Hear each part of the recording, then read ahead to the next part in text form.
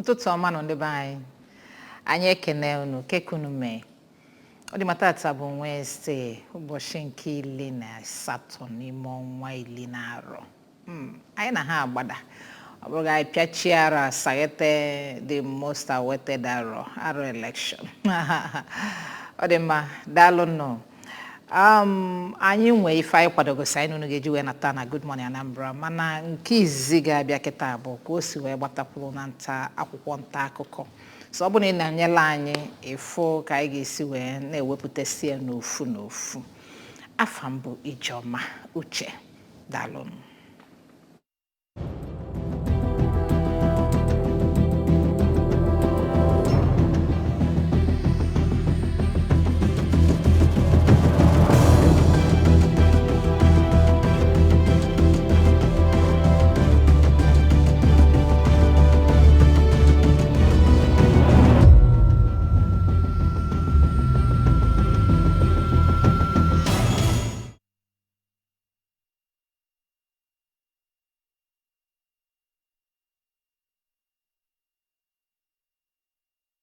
Ma anyị na-anabatakwu n'ọzọ nwegodi nọnyelụ m ka anyị wee nenye anya ka o si gbatakwuru taa n'akwụkwọ nta akụkọ. Onye nke mbụ bụ Abuchi Onwumelu so na ndị na-etinye ọnụ n'okwu ka ihe si gbatakwuru n'obodo a. Abuchi, ụtụtụ ọma. Ndị be anyị ụtụtụ ọma. Ọ dị ma onye nke bụ abụlụ Chief Hyacinth Okoye Njaba ọkwa na ndị osokwa na ndị na-etinyekwa ọnụ na ka ife si gbatakwuru n'obodo. Anyị anabata gị. Ndị ọma na-ege ntị, asị m udo dịrị unu. Ọ dị mma ka anyị gbapụ ya ọsọ ebe izizi anyị ga-enye anya bụ na webụsaịtị ABS ebe anyị nwere ofu ịbụọ ma ọ bụ akụkọ ịtọ anyị n'unu gị akọlị bifo anya wee jebezie na akwụkwọ nta akụkọ. Nke mbụ si flood, Soludo distributes food items to people affected in Awka North Council area. Flood sacks over 2,000 persons in Anambra East Council area. Nnamdi Kanu, Bishop Okoye of Ihala Anglican Diocese asks federal government to obey court order. And finally from here, 2023, INEC commences training of personnel on handling of BVAS. Okay. Ọ dị ma ife ndị a ka anyị ga-akpali anyị n'unu ga-akpali n'ụtụtụ a. Ọkwa n'izuụka gara aga ka ọ na-fe ejezi izuụka na-abụọ ife ndapụta dakwasалụ obodo Nigeria maka na ana m agwa ndị mmadụ a na-ekwu a na-akọ dịka gasị na o nwere ife Anambra kwesịrị imefe emerọ flood ji wee bịa ọ na o nwee ifefa metal o ji bịa o nwero it's a national disaster. Okay, and ọ dakwasala obodo niile o nwere ndị nke fa ka dị njọ karịa nke anyị. So ndị mmadụ na-ekpesa a whole lot of things mana ama m na gọọmenti nwere ife ndị akwadogasị before now ka a wee mee ka sure na anya bụ flood emetụtara anyị otu o si metụta anyị mana mgbe ụfọdụ na-agwa ndị be anyị fada anụ mana kịta o metụtagwa imi metụta ọnụ Njaba kedu gọvanọ anyị ekebego nni kebe a whole lot of things ga-eme ka fanụlọ ọfụma na kamp ebe fanọ kebe ka isi wee. Yes, thank you very much. Adịkwu m na enwere m aṅụle na ịkpọ ọlụ m first si m Njaba nzaghị because I am involved. Otu a mụ na anyị nọ n'ụlọ m dị na mmiri abụ onye Anam na Anambra West. So ya bịa na-ekwu na over 2,000 houses or 3,000 houses adịgo submerged na Anambra East. Ya mazịkọ ya esidila onye bụ onye Anam na Anambra West. Because I'm very much sure the entire Anambra West local government, no one ever land, everywhere in a milli. But that is bad way.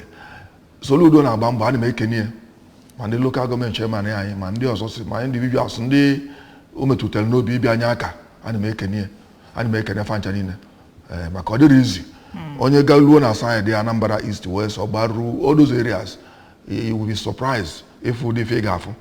Yotago, come on, Muna, Nigeria. If I go beyond Anambra State, tackling this menace, and if human-made problem, we created, yes, to some extent, we created it because all preventive measures actually take. onye ọbụla malụ na mmiri na-esi Cameroon agbadata. Yes, internationally na-ekwu climate change, mana ndị niile ọbụla na-achọ ewe fa eji wee mee nke fa ka ọ dịtụrụ mfa easy. O nwere ife anyị need na-abụrụ elu enough dams, they are the high. Ya contain this water na-release ya small. Ndị Cameroon enye warning gwakwu ndị Nigeria na fa ya release their own. Ndị Nigeria bidoro yellow dam since 1982 anaghị alụsị. Ebidogo campaign again na-ekwu ihe ga-eme na nke ahịrị eme. Ike nli nwa dị m mma, ọ maka ọ na-atọ m ụtọ na enenetafa ma ọ arụ ike na-enye. 1982 bụkwa 40 years. Nye ka nna gwa gị, for that time ka fa sị lolo dam anaghị alụsị bụ Nigeria. So but what I'm trying to say is that n'ike nli dị mma, na-eke nli na-ekenye ndị na-ebujelu ndị nọ na kampụ nli. But my concern abụrụ maka ike nli, ke maka next year, ke maka next 2 years, anyị atọ n'ike nli. Si lụọ dam 1 or 2 n'Upper Niger, ọ dị possible si dredge Lower Niger. Ka ọ na contain enough water. Ka ọ na contain because the channels mmiri si aga adịgo completely closed. Sand akọba gị ya, ebe a na ọmụmụ, ebe nnoto. Ebe cheap si aga in those days when I was small, but farm settlement now, a na-akụ ugbo. Ebe cheap si aga when I was small, my dad was living in Delta State, ebe a na-akpọ Ela. I na cross River Niger almost every 2 days. When I cross that Anambra, ebe mbụ. Neka na wagi na ebe ship badge si aga mgbe ya na alụsị even this company dị na stealing company dị na side Lokoja. Ebe mmiri si aga mgbe anwa, but farm settlement na anwa na-alị ọrụ mmadụ ebili n'enu ebe anwa. Due to what no kpochigo. Ọ bụrụ na gote ekpochie na township nụ anyị nọ, let's assume Ọka Road. Okay, man, the whole people, the house is in that place, no nsogbu ma ọ bụ na nnukwu mmiri ezuo. Even if it can sweep when way possible. Federal state government cannot do it. Even if it can lower dam, ọ bụ na ndị Cameroon release here, it's not that one when I contain mmiri when they release here small. The effect will not be much on people. Thereafter, MSC nke ama. Ọ bụrụ na ọ kwụsịgo. Evoluzie nwayọ na-emezi ife ndị ọzọ suppose ka na-eme ka o wee dị mma. Otherwise, nobody can lead today, can lead tomorrow. State government, I remember. Manifestly, state government here, because so many states is involved. Edo State is involved. Delta State is involved. Anambra is involved. Imo State is involved to some extent. Kogi areas, whereby Anna Bayelsa, because all from Benue, Niger, River Niger, then River Non, whereby an Atlantic Ocean. I can go all these areas. All the states concerned, all the governors should come together and go to federal government. Ego nu ene ezu ene menka na ibu oil na etufu na eme. Zuli does this thing, overall problem to us. Come on, ndị na-achị achọrọ ime nụ. Ha ebido kwekwe nkwa again. Ene kwe nwaanyị n'enu bed. Daalụ nụ. Anyị atagi nya bụ okwu eze. Otherwise, I had wanted to ask if men na hes had a rule ma enwe loopholes like this. Mana ka anyị gaba n'iru maka oge anyị. Nnamdi Kanu, Bishop Okoye of Ihiala Anglican Diocese, asked for the government to obey court orders. Afụgo m nke ndị igwe nke a bụ bishop nke ndị Ọhaneze, a whole lot of people calling for one particular thing. Ebe ọ bụ na court say na fa anwezi fa afọ na Nnamdi Kanu meserapia. Kedu ife iche melo abụchi melo ndị ajụjụ na amarapia?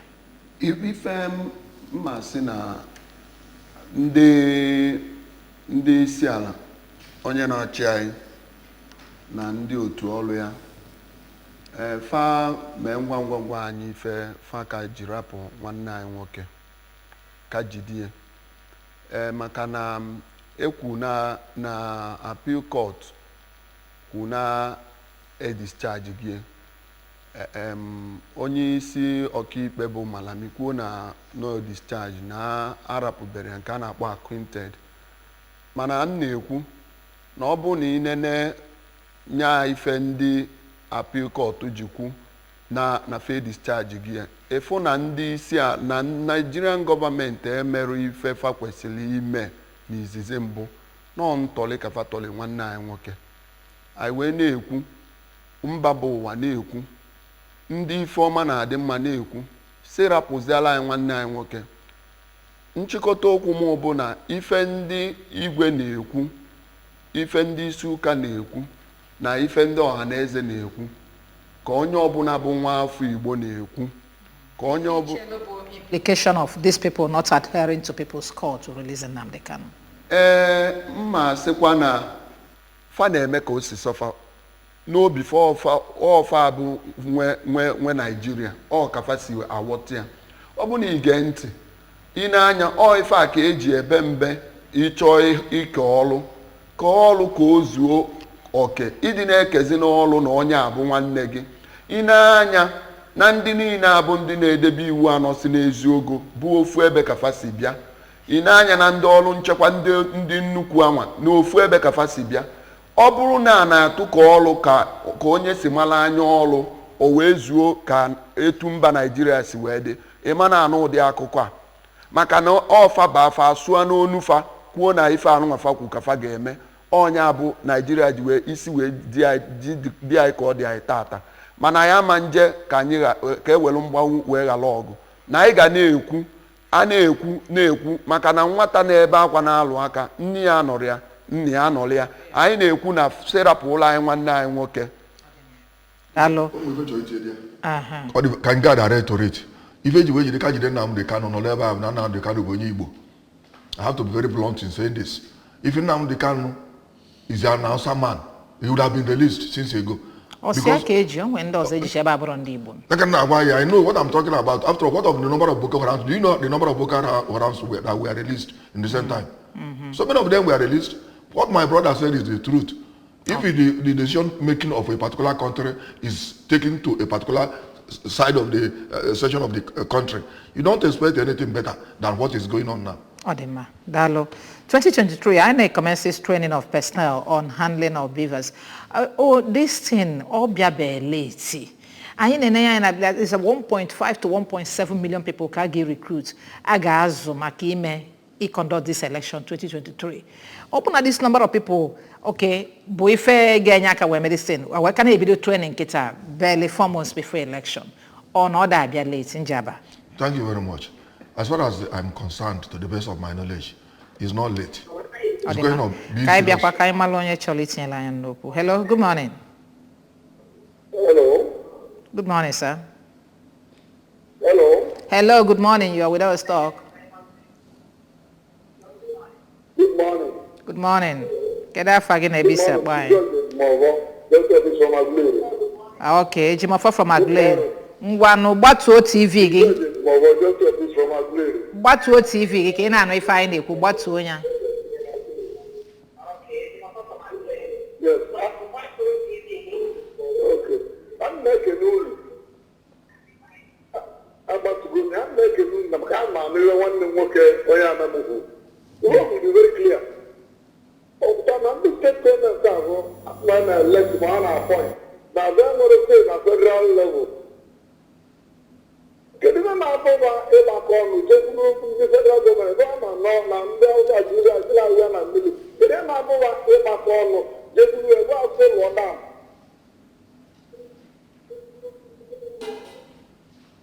Nigeria na ndị Cameroon ebe ndị ka nke anyị gwara anyị ọlụlụ since 40 years ago up to now anyị gara alụ nke anyị. Ọ dị mma ka anyị na-ene n'anya ka anyị mara ifefe bụ n'obi. At least nke a iju eme kịta adịrọ nke afụgo nke a before o nwee ike nke emezi a compel of ejezie lụtọpụ ya. Ọ dị mma ngwadalụ.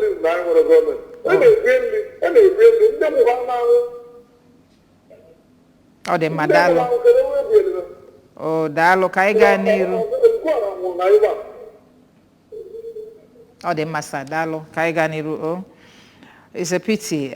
Ụdị ife a mee ma ndị luzulu mmadụ biko anyị na-ayị unu obi dajụọ ọnụ na nwerekwana ife mmadụ ga-emenwu n'ụdị ọnọdụ a. Ọ dị mma ị na-asị na ọ dịbe late ma asị jụọ gị njaba. Yes, ọ dịbe late. I'm 4 months now to the election. So training of the people under 2-3 months will not be difficult or something if they are committed to it, if they are serious, if they are genuinely doing it. I don't think it is a problem. Immediately when they finish, you train these people. Train in the local governments and wards. And they will get it right. But let them be serious. That's what I'm asking for.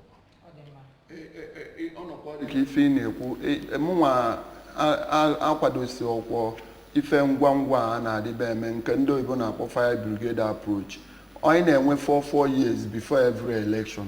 Ka ọ ga-esi bụkwa mgbe ọbụla anyị ga-eme election a na-achọ ka ife anyị ga-eme n'arọ na-abụ achọ ka eme ya n'ọnwa na-abụ ma ọnwa ịtọ just ife maka ife ihe na fe ekwu na mụnwa na-ekwu ana m ayọzi dịka nwanne m nwoke si wee kwa ọ dịkwa mma na onye wepụtara obi ịlụ nye ọlụ gị na ọ ga-amụta ife a ga-ekuzile mana ajụjụ m na-ajụ bụ kedu ife ga-abụ na oge ọbụla anyị arapụ ife anyị kwesịrị ime na 2-3 years je na-emie mgbe ọ ga-abụ ọ ga-eluzie ọ dị ngwa ngwa ka a na-emezi ike ka emeta ike ka emetara ya onye abụ ka nza anya ife ajụjụ ọjọọ mana tupu ịza anya ka anyị mara onye nọnyere anyị. Hello, good morning. Good morning, sir. Welcome. Good morning. Good morning, sir. Welcome. Kekwa n'afa gị nna. Aha bụ Obiji. Okay, Obiji, ngwanụ biko gbapịa ọsọ. Ana m ekele unu dịka unu si wee na-agba mbọ. Daalụ. Unu ji na-ewepụta program a. Daalụ. Ebe m na-etinye ọnụ ihe gbasara maazị Nnamdi Kanu ana nwoke ji ebi. Ọ bụrụ na ihe na-ezere anyị ha agaghị mere elekshọn anyị. But ihe tụkwara ha ga-erelisi ihe onwenye gasị onwe ebe dị tụrụ votu ma ọ tụdepụta anyị nwanne ya ga-anọ na pen anyị na-eme votu na Naịjirịa ọtụ ha na thank you. Daalụ. Ọkwa ebe a ka egwu dị maka na ijele afịa ma ọ na ijere afịa ga-azụkwa onye ajes jegolo ife oge eli agụụ a na-agụ ya esi na ịma azụ afịa maka na iwe na-ewe gị ị nọ n'ụlọ agụụ a na-agụ gị na ụmụazụ biko kwanụ ka anyị kadebegodo nke a n'akụkụ biko. Like I was trying to say, issue of beavers and the INEC training. Okay, yes. Yes. Inanya, osiri INEC n'aka because they were ready before now. But if INEC should tell you what they encountered before now on issue of beavers here, maka ndị nwe obodo achọrọ ka use beavers. Achọrọ ka use ya. Ndị nwe obodo achọrọ ka use beavers. O nwere ụdị ife emero ka ewe even where possible ka ekpopụ ndị INEC nke akpụte ndị nke ọzọ. Ọ kwanụ na ndị mmadụ bịalitibe mkpu tigide mkpu wee luo na nke nwanne nya kpatara na INEC is free use beavers.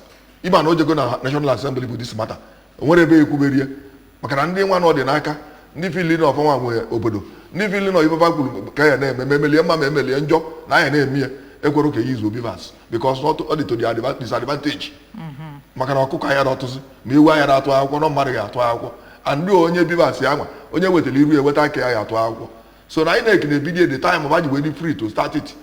Thank you. Ọ dị mmadụ alụ ka anyị nebazi anya na akwụkwọ nta akụkọ anyị nwee tata nke mbụ bụ Daily Sun. Beside the name template of Daily Sun, we'll have a story that says Reps, Southeast Bishops, Royal Fathers ask federal government to free Kanu with a rider there. Lawyers rights Malami and DSS. Okay, it's the same thing that we have talked about disobeying court orders, because that's where in Abadolo. Kedezi onye bụ mmadụ ọkalizi court, which means anyị na-ebisi ka anụ ọfịa no onwerezi onye na-anụ ife ibie na-ekwu. Bana headline na Daily Sun says state assemblies put the review of constitution in jeopardy with 2 riders there. Only 11 votes on 44 proposed changes. And then NLC mobilizes against governors and speakers.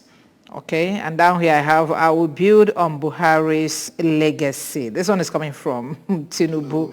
I'll build on Buhari's legacy. With a writer there says, President has delivered on APC promises. We're going to look at that when we come back.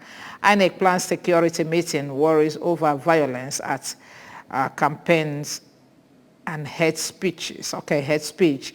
Insists on deployment of technology. Gunmen on rampage in Anambra, Niger, Plateau, Bauchi, and Benue. With a rider there, kill 8, kidnap Catholic priests, and then 25 others.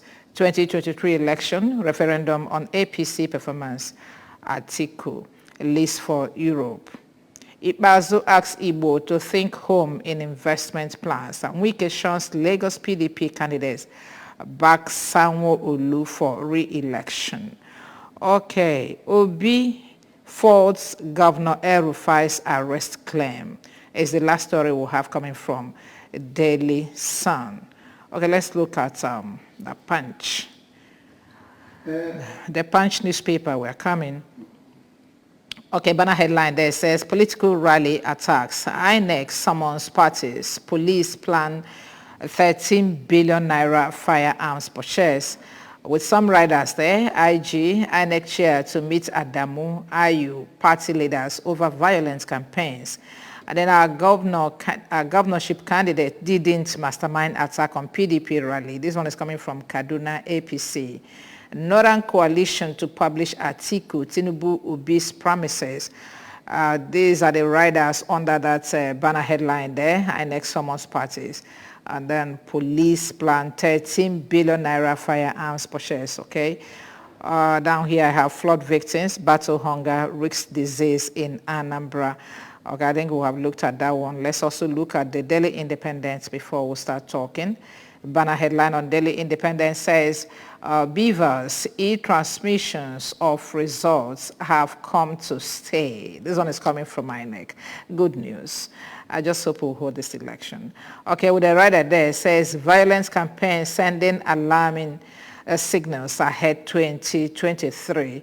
Other stories from this same paper says, Buhari directs SGF ministers to prepare handover notes. Okay, and then Northern elders distance themselves from Atiku's ethnic comments.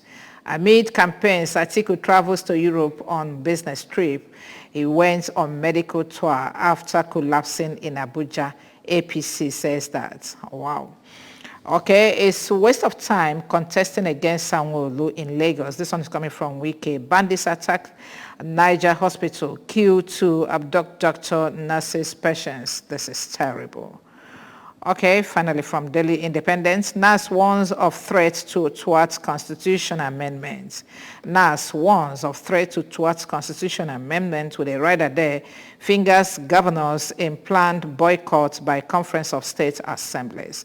Okay, let's now start looking at this briefly, please, so we can be able to touch all the stories from different papers. Our first paper this morning, Daily Sun. State assemblies put review of constitution in jeopardy, and that's why perhaps the state governors are going through the state assemblies, because we saw that same story, the Daily Independent, where they are accusing the state governors of trying to towards constitution amendments. Abichi wanted to say something. Jokalele udere sikali ankapu ma ọ bụrụ na ndị na-achị steeti dị iche iche ndị nwee ike ịnọkọta dị n'elu ife gbasatalụ ede na-awụnye aja na garị anyị na-achọ maka gbasatalụ constitution amendment.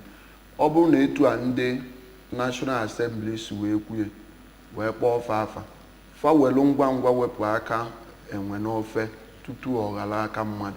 Kedu ife nji ekwuye nya bụ constitution amendment adịgo, o kwesịgo ịbụ n'ife anyị kala imechago banye n'ife ọzọ, maka na ọtụtụ nsogbu anyị na-enwe n'obodo a tata bụ ife gbasatalụ constitution. Mgbe eji wee debe iwu anyị anụnwa na-achị anyị tata, mụ na gị na-abụ enwere ọnụ, mụ na gị na-abụ enwere ife anyị kwu si na ife aka anyị chọrọ ka ọ baa n'iwu anyị. Ọ ndị bụ ndị na-analụ ọchịchị n'ike ji akafa wee kpokọta wee mee nye ka ọ ga-adị ndị befa mma. Ine anya na constitution a ibido n'isi wee luo n'ọdụ ka esi wee mie bụ ka ọ ga-esi wee dị ndị ugwu mma. O nwere ka esi echetele ndị ọzọ ma afọzọkwa ndị nke anyị bụ ndị Igbo.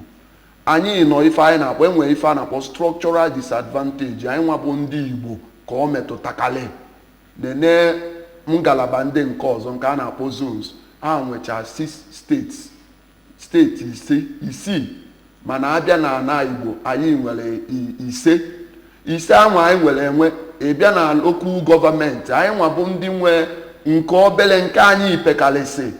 Ife nji ekwu ife anụnwa bụ na ụfọdụ ndị na-anụ onu anyị ka fastolu wee na-eti mkpu a ọ ndị Igbo ka emegidekalị, mana ị na-anya n'eziokwu efu na ndị Igbo so na ndị kachacha na mba obodo a bụ Naịjirịa. O nwere ebe onye Igbo na-anọrọ, mana ịbịa na be anyị iluo n'ebe a na-anọ okwu na-anọ elu ndị mmadụ n'okwu o nwere ife anyị ga-emete maka na okwu bụ ife dị na ọchịchị bụ ife dị na ndọrọ ndọrọ bụ one ka ụnụ dị eluo na National Assembly ewenye aka elu ịfụ na ndị ngalaba anyị enwere ife fachi maka na anyị eriro nne maka na ife a na-agbakọ bụ one ka lokal gọọmenti ụnụ dị one ka steeti ụnụ dị ụmụ ife niile anụnwa o wee na-enye nsogbu mụnwa wee na-ayọ ka ndị na-achị steeti dị iche iche ka fanyela anyị aka ghara ịdị na-emebisila anyị ife na constitution a n'oge elugo ka a ga-edozie wepụ nke anụnwa ka ọ pụọ mkpamkpam. Ọ dị mma, daalụ. Dalo, Njaba, I will build on Buhari's legacy. This one is coming from Tinubu. Yes, thank you. I would like to comment on this. But before I go to that, let me just chip in a word. Now, if you want to move Basalo in the state assemblies, frankly speaking, on a case where no story, what here, now that wage where near. What I go? That's even though even as now something they are ambiguous. You can call why I decide or they correct. You can also cause or they correct. In this state assembly, our assemblies cannot just sit down and say they will not look into constitution. Only the reason. Only certain things they skip. Only when they have some meeting before, like issue of police, state police and whatever. Only when they actually handle over the National Assembly. Now dodge those ones. We put the telephone in cause. In fact, you know, all the against federal government or whatever. The final dodge here. In these state assemblies, what of those ones? You want to go? Only certain things can hide. What of those ones did with before them? Earlier before now that had not passed. Far past here. That's the thing. Okay. So they didn't just say na Pachoroka assign here. Only the reason. Okay. And I'm like where possible. Let them publish those laws. Those India and the state assembly laws are passed. Can the state assembly won't come and pass it? Why if I do handle here? Can I way to go?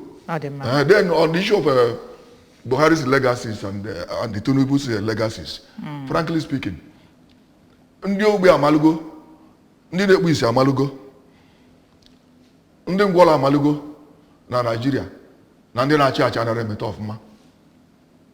That is, Nigeria is a failed nation by all standards. Onwere nke dị mma, onwere ebe isi wee wetụtụta any single thing in Nigeria. Now, if I find anybody legacy Buhari, actually a copy. Legacy, young well in Chekwa. That's exactly where I'm going. So now Nigeria is a failed nation. Nina na all angles. So whenever you talk to even in Nigeria, if I talk to even in Nigeria, malas today with corruption. So corruption be very to Nigeria. More corruption have the problem. I will rely on no. Nyaka na-ekwu na ndị isi anụgolu amalugo na Nigeria adịrọ mma ọ bụghị ebu na agụmụrụ na pepa na ọnụ gị na ntị na Nigeria n'ife niile emebigo ogbi anara ekwu okwu emegokwu ka okwu ego okwu maka nsogbu Nigeria maka na ọ fụghị ya n'anya. So what I'm trying to say is this: na Buhari iti Igbo mini bụ na Tinubu enwerekwu legacy si nke maka ọ bụ na Tinubu nwere legacy ọ mara nke Buhari bụ failed legacy. Ya nwere anything ọ na-ebido on Buhari. So ya kwa ihe ọ ga-eme. Oganjaba Kaibia. Hello, good morning. Hello, good morning. Welcome. What's your name? Asamu Onyedika. I'm Niboka. Oh, the Onyedika. I know about that. This is my Abuja from to go my watch through cable. Oh, beautiful. I know about that. No. Thank you very much. Okay. I thank you for the program. It's a very good program. And the other man on your, I think on your left, he native. I like his comment. The thing that most of these things, when you look at the issue of this nation, you will see that we have a failed government. All this thing is coming as a failed government. At this nation. And the last word on Puna, coming to legacy. I'm not saying Tinubu coming to say he's working on Buhari's legacy, because Buhari doesn't have a legacy.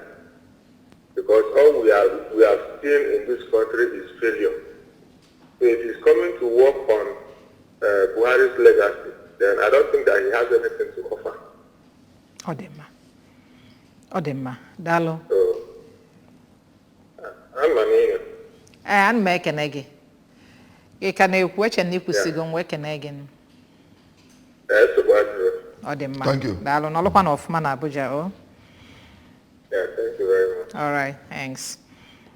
Yeah, anyị enwere squanu time, gentlemen, biko nụ ka anyị gbapụ na ya ọsọ ka anyị na-ekwuchala okwu a obele. Okay, Ka anyị ọkwa nwee ike nsogbu na-anabata nsogbu ndị ọzọ. rinne. Maka ọkọtọ kali. Maka topic dị ebe a is interesting. Oh, I'm telling you.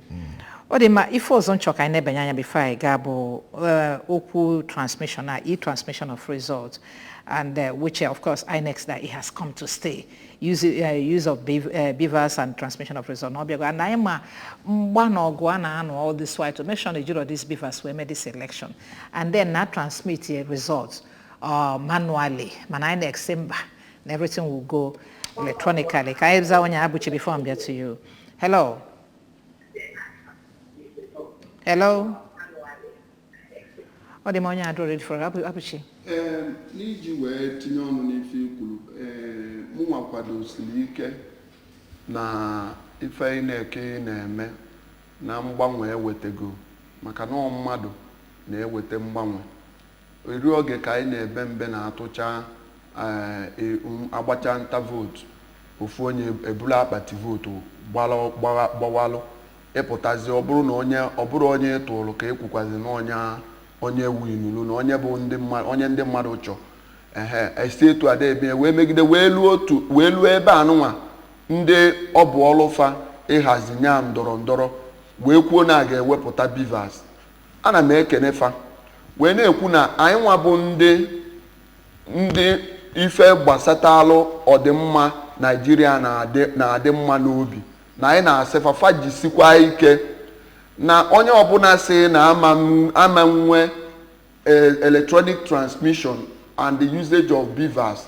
Anyị na-afụta onye a ka onye ilu anyị na-ekwu na ife ọbụla atụtalụ si kpọọ ọnya ife beavers a ji wee mma bụ na ị na-anya na elekshọn nke gara aga nke eme ka m welugodo Anambra ya wee malụ ịnọrọ na polling unit ozugbo ọ bụrụ mmadụ 10 bịa na polling unit tụọ vootu, ị na-anya ozugbo efu na ife ụnụ tụ na vootu ụnụ dị nọọ mmadụ 10 tụ vootu, and ị na-enekwa anya efu na agụbie nya vootu na ọ bụ na onye nke izizi bụ onye nweta vootu 5 efu ya, onye nke ya nweta nke 3 efu ya, emechaa ị nọrọ ebe a mara onye bụ onye nwe mmeri n'ebe ahụ ị nọ. Ọ dị ife anyị na-achọ ka anyị nwee ike ṅomie nye. Ana m ekwukwọsị INEC na unu emekakwa nke anụnwa, unu ga-achọkwali ụzọ ọzọ m na-ekwu okwu bụ ife gbasatalụ eme asị na enwero netwọk ike na ebe nwa na mba nwanụ na ndị ugwu na enwero netwọk na ife nwa emero mgbasata anya si gbaa mbọ ka egbochikwa nke anwa, maka na ọ da-adịkwa mma mmadụ ịdị na-aghọli onwe ya.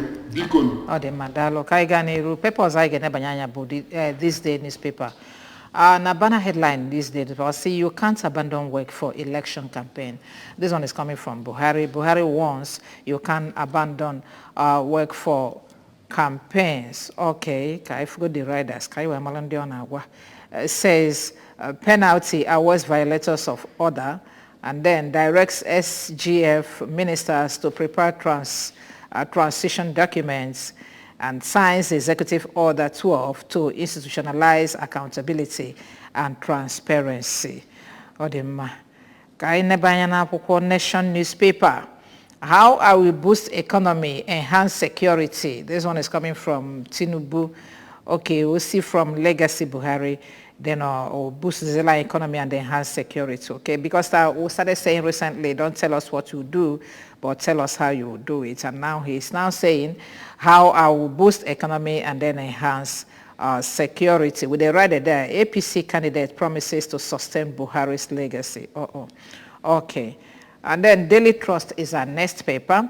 Despite 1 billion naira allocation, constitution amendments in limbo. Despite 1 billion naira allocation, constitutional amendments in limbo. Boa to Kogi, we are no longer interested in 50,000 hectare land. With a rider there, investors may shun states over hostilities coming from experts. Okay, but let's look at the riders from the banner headline there that said, despite 1 billion naira allocation, though we have handled that topic, it said 25 states withheld votes over the state police and others. And then your threats won't intimidate us. Deputy Senate President says that. Governors frustrating review. This one is coming from NGF MUM. Why we wrote to a National Assembly, and this one is coming from the Speaker, a whole lot of things because of this constitutional review. But however, it will still go through. Yeah, hello, good morning. Hello, good morning. Okay, you are still not ready for us. Let's look at Tribune as we go on. Buhari to unveil Tinubu's manifesto and then inaugurate campaign council on Friday.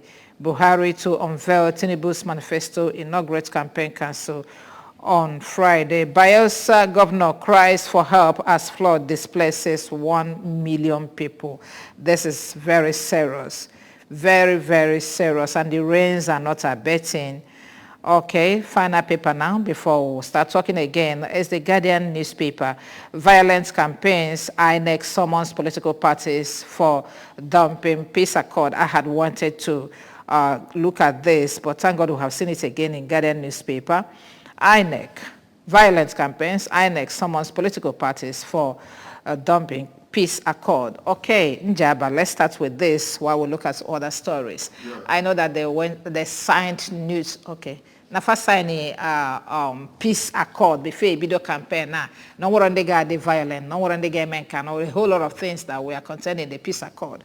Man, the first thing I follow about this violence, it didn't just start today because it has started. I mean, there have been pockets of violence in Lagos, in the east, in the north.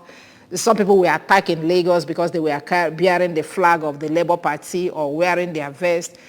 Some other people attacked in Ebonyi, in Anambra, in Enugu, so many places. And now the Kaduna issue. Well, thank you very much. As Mugube, leaders of political parties should be called to order. Leaders of political parties should be called to order. Since Ebidolo campaign, I think that was on 28th of September. And there were a lot of problems here and there. Only of will right to join any political party or no. Only of them are free to play the role or actually play as per politics. But overall against the law. Because some even law could name.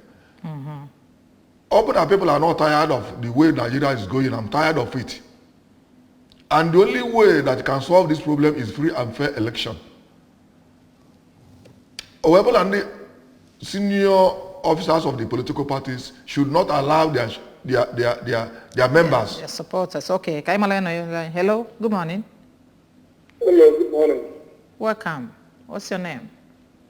Joseph. Okay. Welcome. I'm Ejimaka Nnamdi. Nodima. Ọkwa ebe a bụ ebe a na-eso na kọtụ nke ndị fil n'ụwa nwa Naịjirịa jụ. Mana azụzi gbacha mmewu na Naịjirịa bụ ebe steeti. Ya mmadụ ọ bụ na ha ajụgo na ndị mmadụ nọ n'ime obodo kedu ebe ya eme ebe ọ bụ na lawlessness dị na ndị na-achị achị wee gbarata na ọ dịkwa very bad. Ọ dị mma. A na-ayọkwa aba release Nnamdi Kanu. Ọ dị mma. They will release him. That is Nnamdi Kanu. Now, the going on anya no one Nnamdi Kanu, not just because of going Igbo.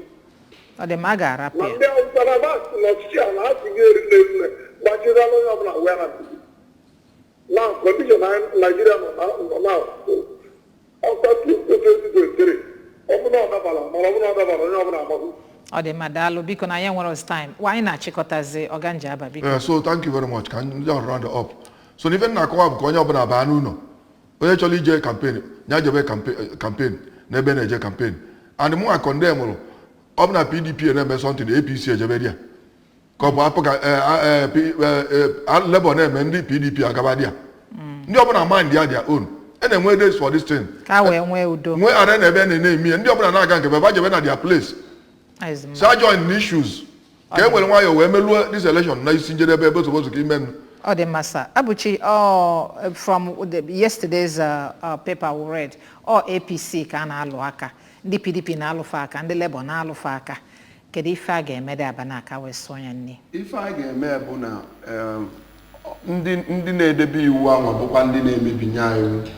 Maka na ị na-anya ndị anụ wee kpọrọ otu ndọrọndọrọ ọchịchị ịkpọ bụkwa ndị na-achị anyị. Fanwa bụkwa ndị nọkwa n'isi ebe ahụ. Ka nye gị n'iji maatụ.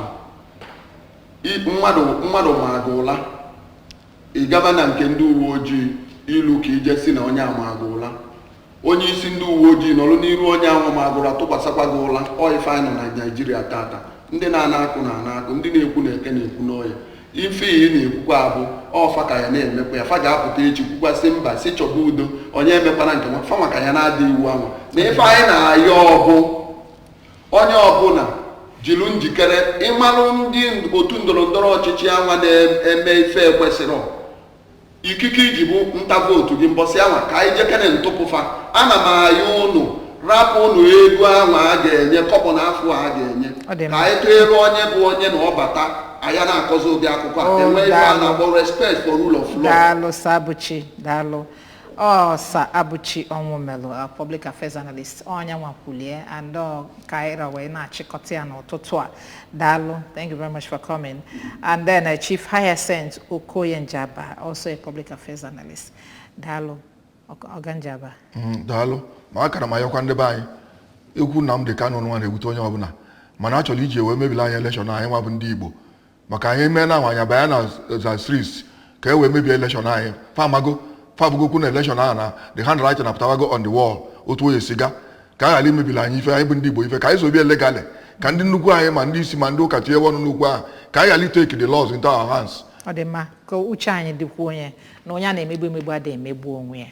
Daalụ nọ afọ mba Ijeọma n'ọlụkwa because anyị ka na-abịa anyị ka nwee a lot of programs I package for your viewing pleasure today. Okay?